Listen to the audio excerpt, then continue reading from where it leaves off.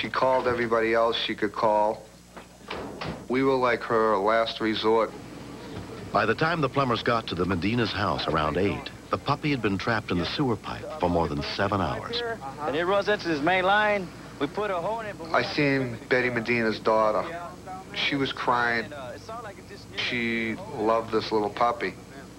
That took its effect on me because I love kids. So I told the guy I was with, let's see if we can find him on the sewer camera. Jimmy, you want to pass me that rail? It's an infrared head on the rail, and we have a regular TV monitor that we hook it up to.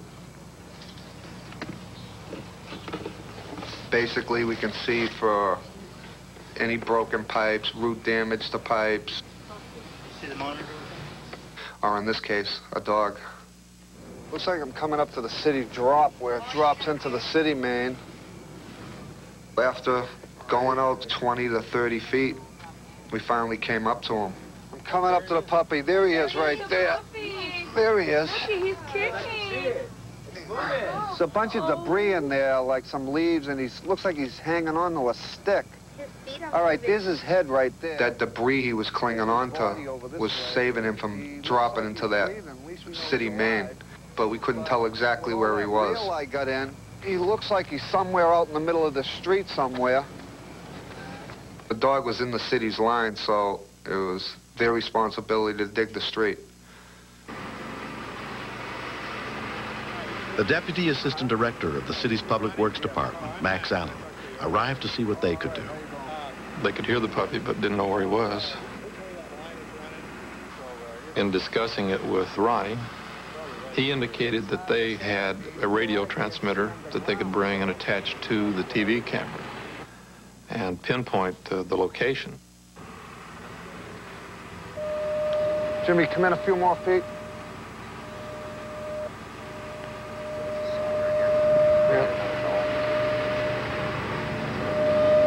It indicated that the transmitter was about 8 feet below the surface of the street. Bud, you should be right here. So the first thing to do was get the pavement and the concrete up so that the backhoe could start digging.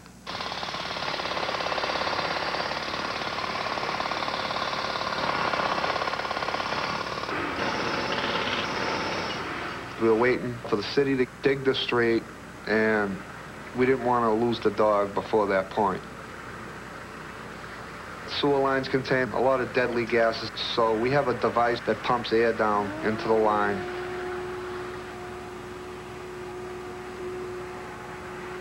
People might think that because they're dogs, they don't know anything, but Precious sat on the porch, and she just sat there, and she wouldn't move, she wouldn't play with the other puppies. She just sat there, just waiting. She knew that there was one of her puppies missing.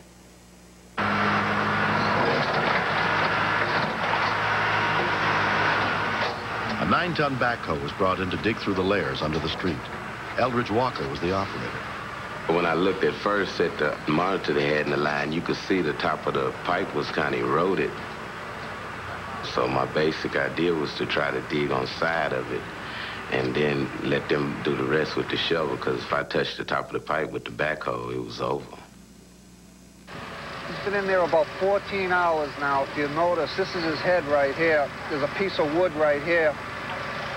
And he's hungry because he's a 2-week-old puppy. He's eating the wood down there, trying to get some nourishment out of the wood. He's just all tangled in all debris, and he's suffering. I felt so helpless because I could see him right there on the TV monitor. I was just sitting there and praying and saying, you know, oh, dear God, just don't let him move. Because if he would have gone down into the main sewer line, there was nothing we could have did for him. I was scared because I thought the puppy was going to the main sewer line because we couldn't dig fast enough. I thought the puppy was gonna die, and I gave up. But I learned that never give up. Don't worry. Jimmy, grab your ball, please. Your hand light. Whatever on top of the truck. Just help you. Yeah. Al, you. Yeah.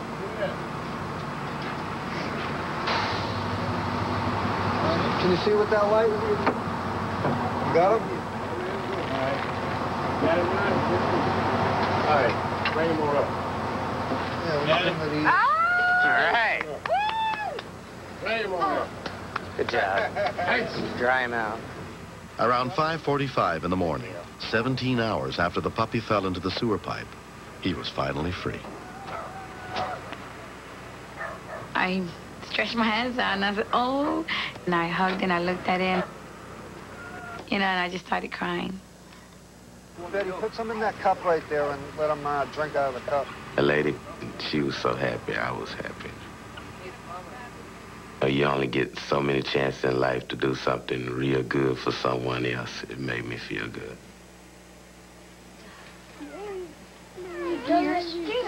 He was getting a little weak, but he really wasn't in that bad of shape. I was surprised after being in the pipe for that long that he would still be that strong.